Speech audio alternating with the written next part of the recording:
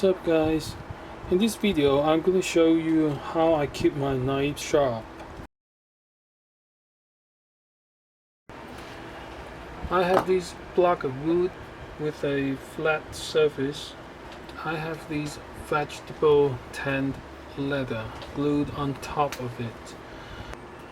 One important thing is we are going to use the inside of the skin, the side where you see all the fibers.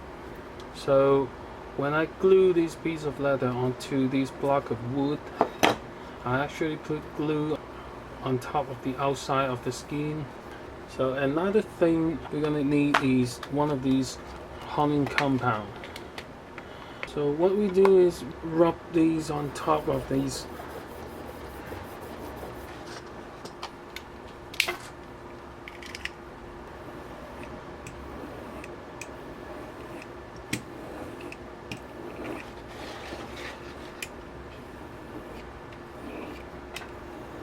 So only a few passes, the blade becomes very sharp again.